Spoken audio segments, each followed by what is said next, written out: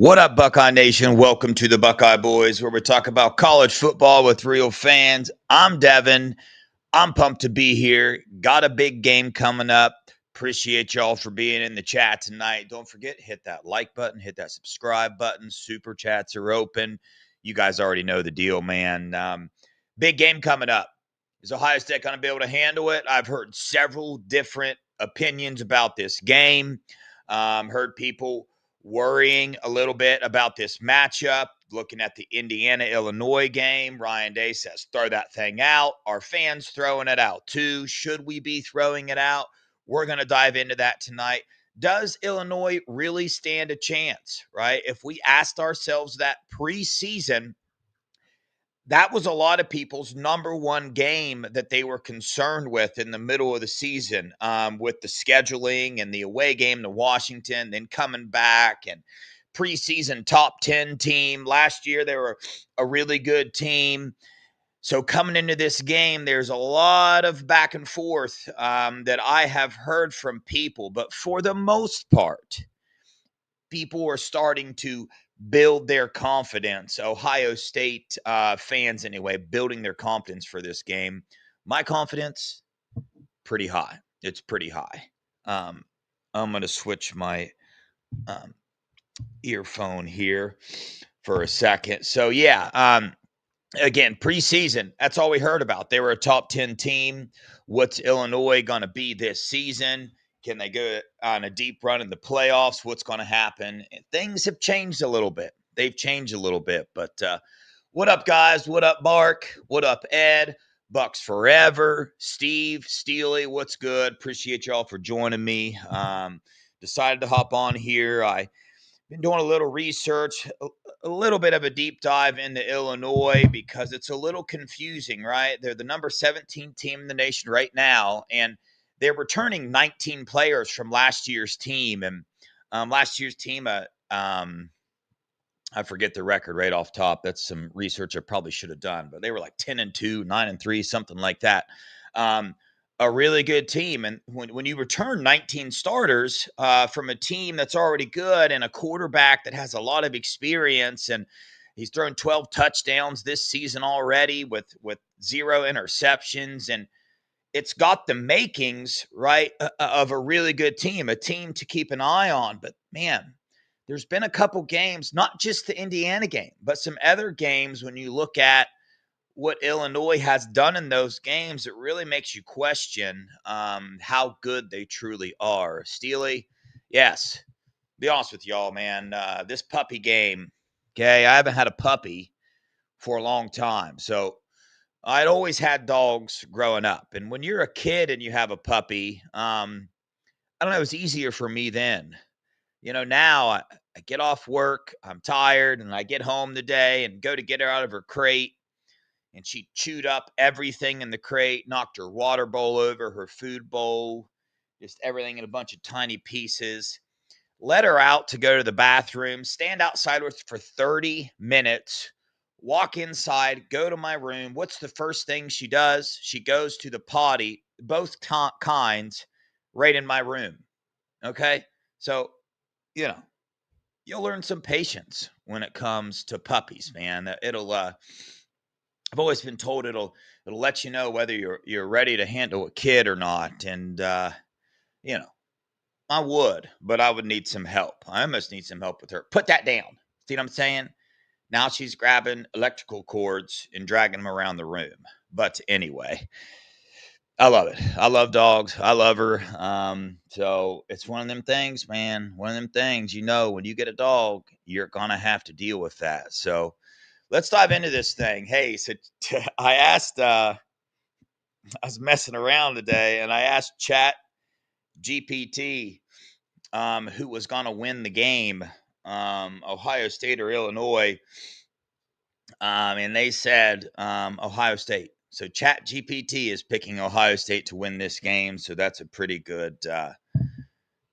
I like that. That makes me feel better. As long as Chat GPT thinks we're going to win, the AI is taking over the world anyway, so we might as well start listening to them. But anyway, man, Illinois, They got Luke Altmyers throwing for 1,573 yards this year, 12 touchdowns, no interceptions. They got Valentine, their running back, 323 yards on the season. He's rushing for 5 yards a carry. And they got Hank Beatty. He's got 569 receiving yards through 6 games already. So he's a big playmaker. He's probably the offensive weapon, minus Luke, obviously, that I'm going to be paying attention to most this game, how the Ohio State defense is able to,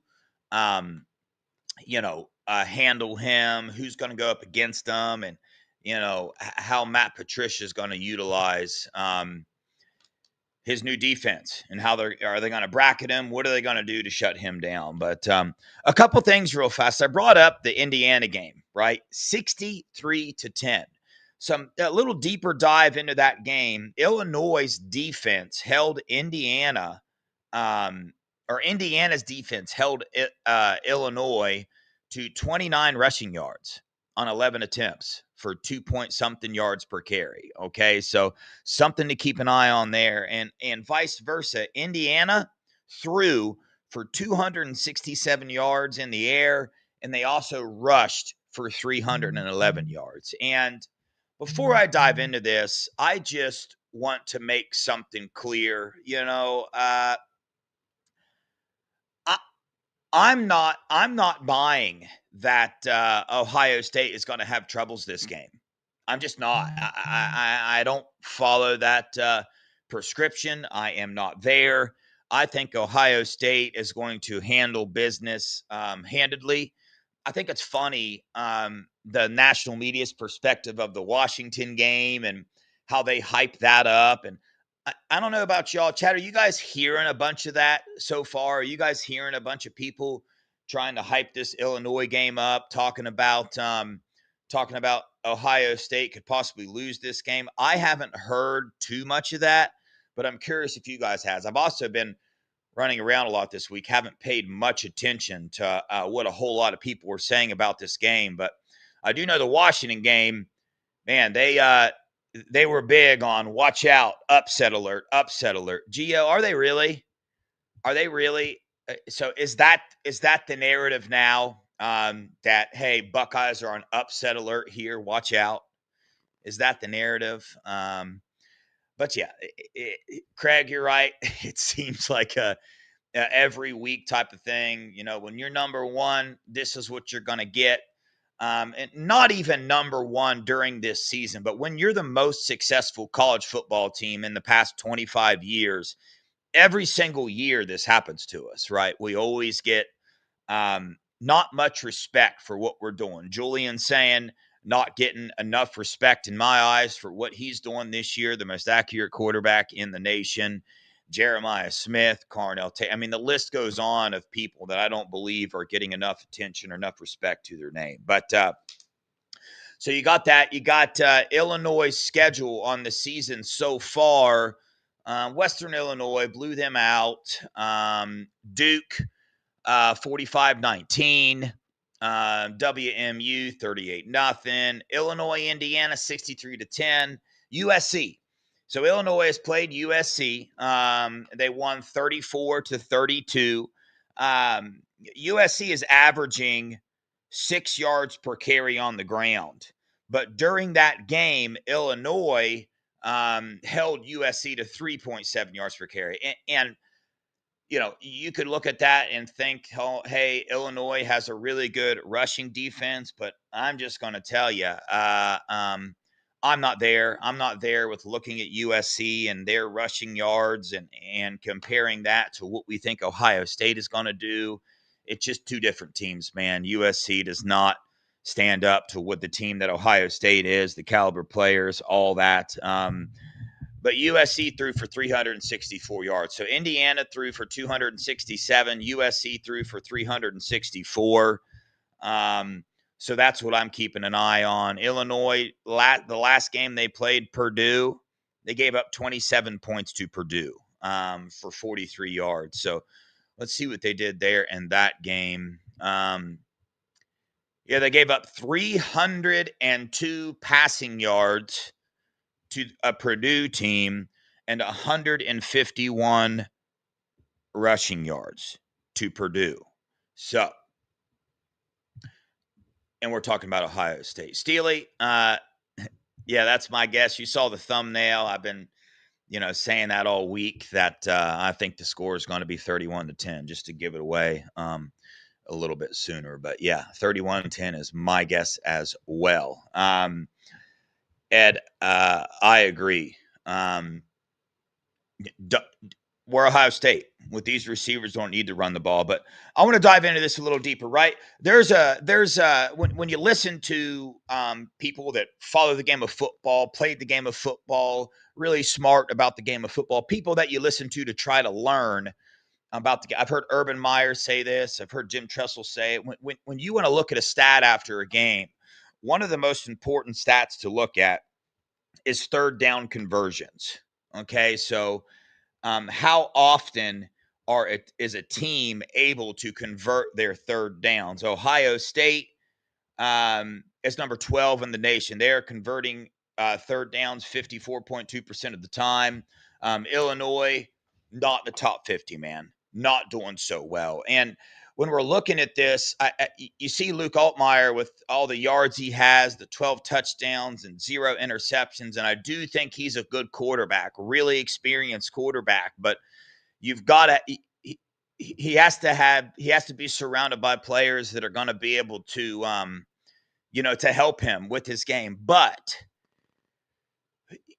based off the very little bit that I have watched Illinois, I've never been super impressed with Luke as a quarterback. It just hasn't. I've never looked at him and thought, yeah, this kid's going to be a star or anything like that. So, on the opposite side of it, third down defense, we're the number one third down defense in the nation.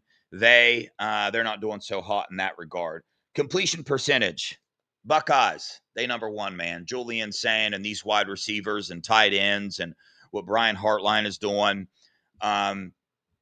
It's phenomenal, man. They're completing 79.4% of their passes as a team combined. So that's pretty good stuff. Illinois, they're up there. Luke's up there with that. They're number 4 in the nation at 73.9%. So again, we talked about it. Luke is a very competitive, very good quarterback. But he's getting an awful lot of hype here lately that I just don't. I don't share that thought that he is somebody that can take over a game and beat a defense like Ohio State. Passing offense.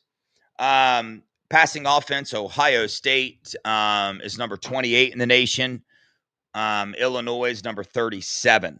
Passing defense, Ohio State, number 4 in the nation. We're only allowing 132 passing yards per game. Illinois, one of the worst secondaries in the Big Ten. They're allowing 253 passing yards per game, and that's to Purdue, USC, Indiana. Okay, so what do you think the Buckeyes are going to do to this Illinois defense? Like, let's be real. I can see. So the Illinois coach, I believe there's a connection to Washington, right? And we saw how Washington defended these Buckeyes, playing deep, taking away the deep shots. We didn't have one pass over 20 yards in that game. I expect Illinois to try the same exact thing. Like, I think that's what's going to happen, but it's not going to work for them at all. After watching the Minnesota game and watching the coaches kind of turn Julian Sain loose, there were a lot of RPOs in that game. There were a lot of post snap reads in that game as well. And when you're allowing a first time quarterback to make post snap reads in your play call, that shows that you are trusting that quarterback way more. And we've broke down Julian Sain and talked about his passing efficiency and his ability to diagnose plays and his quick release and all that thing. I think Julian Sain is going to handle this very, very well. Red zone defense, Buckeyes, number 1. They're only allowing a score in the red zone 42.86% of the time. Field goals, all that stuff. Illinois, they're number 84 in the nation. They're allowing a score 88% of the time that teams get in the red zone on Illinois, they are scoring. Okay? Red zone offense. And the Buckeyes in that freaking Ohio game got us at number 54 in the nation. We're still scoring 88% of the time that we get into the red zone. But Illinois' red zone offense, number 84, they're ahead of us there. So I'm not too worried about that at all. We're getting better and better with our red zone offense and with Brian Hartline and Julian Sand, and we'll get that figured out. We got it figured out in the Minnesota game. We're going to continue to do so. Sacks allowed. Pay attention to this one. The Buckeyes, they're number 4 in the nation. They've only given up 2 sacks on the season. Illinois has given up 16 sacks. They've given up 16 sacks this season so far. Have you guys been watching our defensive line? Have you guys ever heard of Arvell Reese? He's a certain linebacker, plays in the Big Ten. He's on our team. He's pretty good at blitzing. Have you ever heard of Matt Patricia? He's pretty good at dialing things up. Illinois has the second most sacks allowed in FBS football. Okay, so let's pay attention to that one as well. I think Matt Patricia is looking at that. He's going over this tape and absolutely drooling at the mouth for this opportunity to get at Luke Altmaier, because Luke can be a good quarterback. He can be a good passing quarterback. But when you got dudes, running down your face every single play, it makes it a little more difficult for you. Tinker, stop hitting my desk.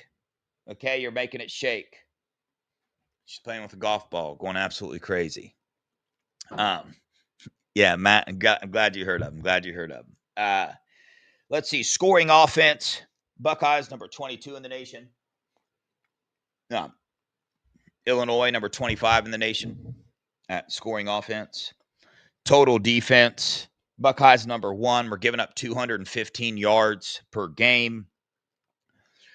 Illinois' defense is giving up 387.5 yards per game. 387 yards per game. Okay. Total offense. Buckeyes, number 28 in the nation. They're getting 451 yards per game. Illinois, number 62 in the nation at 389 yards per game. So when you look, now I know the schedules are different. Ohio State, they've played Texas, they've played Washington. Illinois has played USC, they've played Indiana. So to be honest with you, when you look at the schedules, I think each team has played, USC and Indiana and Texas and Washington. They're kind of there. And then also the cream puffs. So both teams have done that. Yet the Buckeyes, when you dive into statistically, there's a couple areas they're close with on offense. Defense, they're nowhere near the Buckeyes, not even close defensively. Offense, there's a couple areas where they're close to us. So when you ask yourself as fans, tell me, what is the area of this game that you're going to be paying attention to the most? Are you curious to see how our offense does against their defense, or how our defense does against their offense? Which area would you look at in this game and see, hey, as long as we dominate this side of the ball, I think we're going to be fine. Personally, for me, we are going to have, in my opinion, 0 issues scoring. 0, none. I don't think we're going to have any issues scoring at all. I think we're going to be just fine. When I look at this game, and I'm going to be paying attention to, Gio, I agree. Elite Sports King, I agree as well. Our defense against their offense. We watched Minnesota on that first drive. So, as when you come out, Matt Patricia, defensive coordinator, running all these schemes, the more film you put out there, the more teams are going to be able to attack you. Okay, we saw that the first drive of the Minnesota game. Down the seams, those quick short passes. We had three linebackers in the game on that first drive, thinking that they were going to run a lot on their earlier downs. They did not do that. They went against their consistencies, and they utilized that against us, and they were able to go down and score a field goal. So the other thing got to keep in mind, first time we're playing Illinois since 2017. Okay. This is Illinois. That's this crazy thing about being a Buckeye. We already know this, but every time we play anybody, it is their absolute biggest game of the year, right? So this is Illinois' biggest game of the year. They will pull out every single stop that they possibly can. They took that absolute smackdown, beat down by Indiana in a season where their hopes were really, really, really high. Okay. And they go out and they get beat 63-10. Okay. Ryan Day talks about throwing that film away. And as a coach, as a team, 100% throw that film away. Don't do that. Don't drink that rat poison. Don't listen to that. It's just gonna, cause you to be off your game. But as a fan, when I take a step back and I look at this game, they lost to Indiana 63-10. Okay. So, you can look back at the Buckeye season, look at the Nebraska game, right? And you can look at the other game as well. But they come out, they lose to Indiana like that. They go to USC, beat them by 2 points. That's a very good win. Then they go out to Purdue, give up 27 points to Purdue. So this Illinois team, they're going to come out fired up. It's at Illinois, so kind of a normally windy, rainy game when we go there. Looks like the weather is going to be halfway decent. Curious of how the wind is going to contribute and be a factor in this game. But, one of the things I know that Ryan Day is focusing on for this game is, this team is going to have to find a way to fire themselves up, meaning the Buckeyes. The Buckeyes are going to have to find a way. They're not going to have a crowd, a big crowd there giving them the juice, giving them the energy. So they're going to have to find a way to keep themselves motivated, keep themselves at the top of their game and stay focused, because Illinois is going to give them everything that they possibly can. Okay. But I'm still not there, because I would say the biggest thing that gives me confidence in this Illinois game now is what I saw at Washington. I went to that Washington game. I heard all the pregame hype that whole week. We heard it. I'm sure the players heard it as well. And at that time, they were still the number one team in the nation. So at this point in time, I don't worry about Illinois being able to beat the Buckeyes. I would say the only thing, and I love when you listen to Ryan Day in his press conference, I think he's hip to this. The only way this is a close game is if the Buckeyes do it to themselves. And that's normally a year in and year out thing. We say that a lot during the Ohio State season, because that's true. Will Star.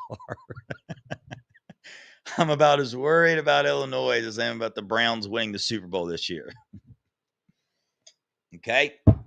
So Will Star is he's super worried about it. So Will Star thinks the Buckeyes are probably going to lose, it sounds like, because the Browns are definitely winning the Super Bowl this year. For sure. That's a good one. So, yeah, Ryan Day, that's what he's doing. That's what he's focusing on.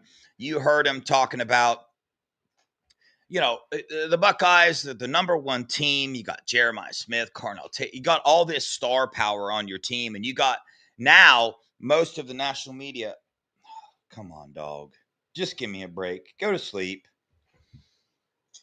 The national media starting to talk a little bit more about the Buckeyes, starting to give them a little more credit. These players hear that stuff, okay? So you don't want them to get a big head, get a little bit laxed. I would say the biggest example I can give there is we watched the Rose Bowl last year. We watched an undefeated Oregon team come in and look like they were asleep the entire game. Those are the type of things you got to be careful for. But it's also why I'm so grateful for to have a coach like Ryan Day. I'm so grateful when you hear him at a press conference after a dominating victory with Minnesota. He talks about Bo Jackson reaching the ball across the line on a second down and how we can't do that. And he brings up these little things, even when we have a victory the way that we did. It means he knows, right? He's seen it before. He's been in football long enough. He knows, man. It only takes one slip up. The way he talks about, hey, we haven't done anything so far this year. Nothing as a team. Nobody's going to remember these first 5 wins that we have. And it's the truth, man. You know, all the history books and what most people care about is, can you win the big games? Like these conference championships, they don't even get talked about anymore. Like, when is the last time you heard somebody mention that Oregon, minus Oregon fans, that Oregon was the Big Ten champs last year?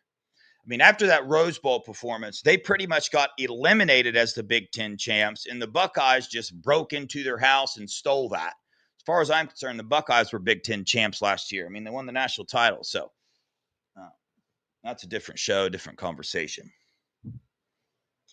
But when you keep the culture like like Ryan Day does, yeah, Gio, no complacency, things like that. You know, you're going to have a team that shows up and that battles every single game. So I absolutely love it. But wanted to come on here and just talk about it for a minute. Short show tonight. I'm going to read these super chats and then we'll get out of here. I got a dog absolutely bugging the fire out of me. I need to start putting her in her cage. Come here, Tinker. They want to see you. We got a $2 super chat to see the dog. Let me get her real fast. Come here, Tinker.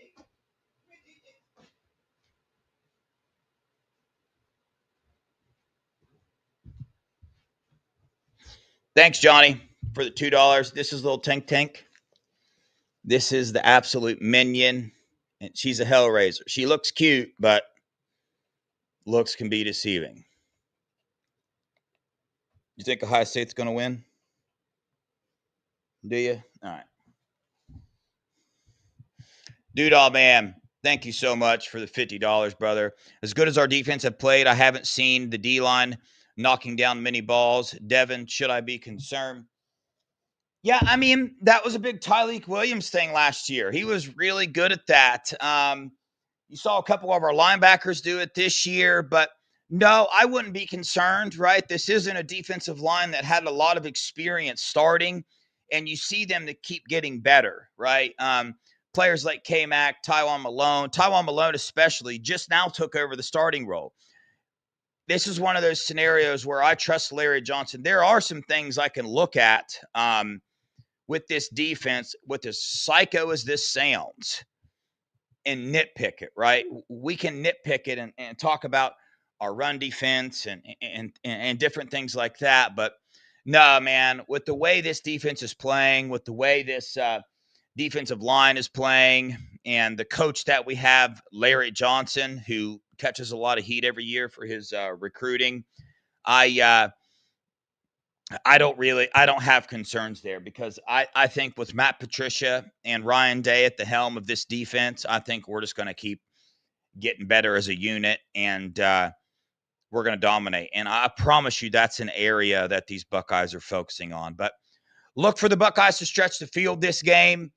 Look for Illinois to do everything they can to try to stop that, but that's what's going to happen. And I would venture to guess that Matt Patricia brings out a little bit different of a look. You're not going to see a lot of tendencies that you saw from this defense previously.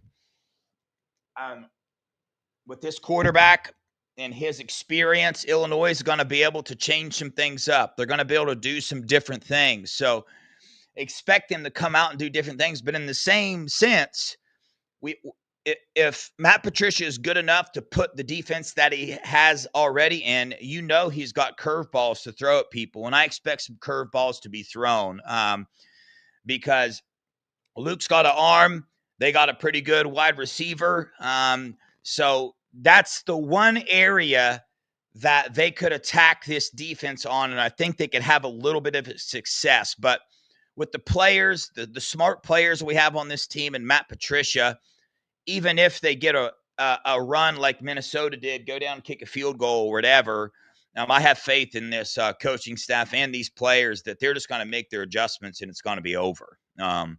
Caleb Downs, Arbel Reese. I mean, I could go on and on and on. So I'm not too worried about it, man. I mean, preseason, yeah, preseason. This is the game I was looking at for sure.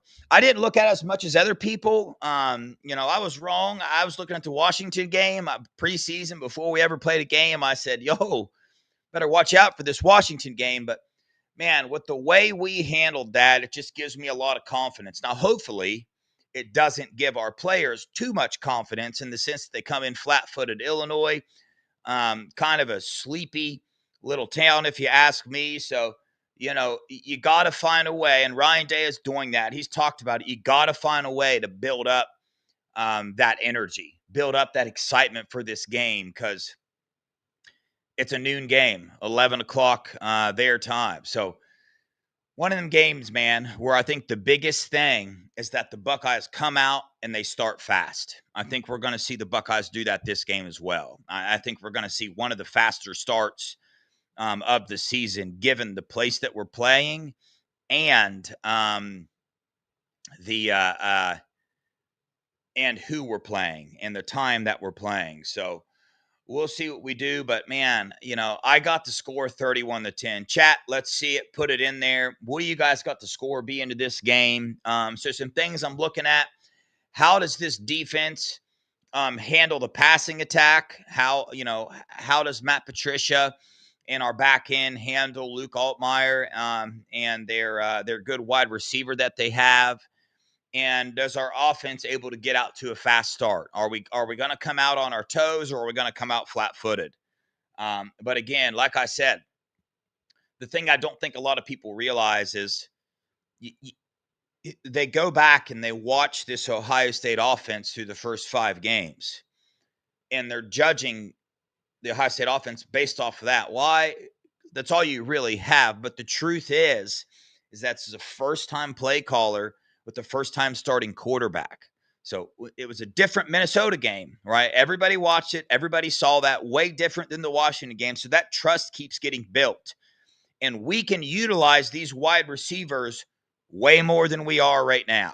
Okay, we saw a little taste of it in the Minnesota game, but the best position group on this team is the wide receivers. So the more trust that these coaches have in Julian saying, the scarier this team is going to be. The more experience Brian Hartline gets at calling plays, which I need to do another show because do you guys think Brian Hartline is calling 100% of the plays? It's a question I wanted to ask. Oh, wow, look at all these score predictions. 38-6. Love it, Troy. 34-13. All right, Steely. 34-7. 45-6. Yeah, I like that one. 37-10. 35-6. 45-9. 38-7. 48-10, 42-10. Okay. Hey, the natural, I almost guessed 42-10. That was going to be my second one. But yeah, 34-16. He did on Saturday, Big John. Okay. And that's a topic I'm going to bring up. I got a little bit of information about that, about Brian Hartline's his growth as a play caller. So I'll dive into that on another show. But big time football coming up. Me and B. Moses, we will be at the Wisconsin game. Pray that we have signal because I really want to do a live stream with B. Moses at the Wisconsin game before going in and all that. So be prepared for that next week, the Wisconsin game. Me and B. Moses will be there, so we're going to have a lot of good content for you. I won't be doing a live watch party for this Illinois game. Going out of town, watching it with a couple friends. But I'll be doing some post games, so we'll see you guys on some post games. Appreciate y'all that support the show every single day. Appreciate the super chats. Hit that like button on your way out. Hit the subscribe button. Appreciate you guys. Love you guys. Go Buckeyes. OH.